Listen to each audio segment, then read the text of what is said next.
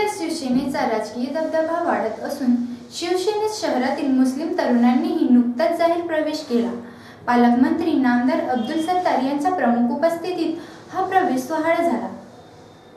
धुळे शहरातील छत्रपती शाहू महाराज नाट्यगृहात झालेल्या मेळावा प्रसंगी धुळ्यातील इजाज हाजी सय्यद यांच्या मार्गदर्शनाखाली मुस्लिम तरुणांनी शिवसेनेत प्रवेश केला।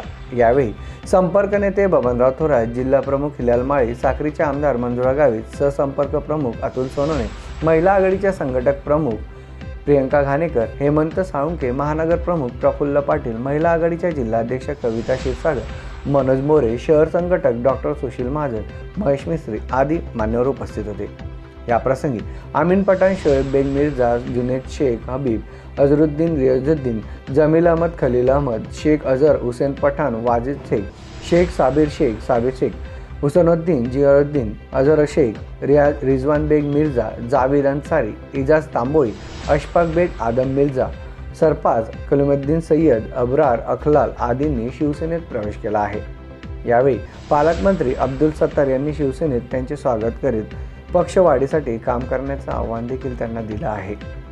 MDTV साठी अभिजित मोहिले, धुळे जिल्हा प्रतिनिधी।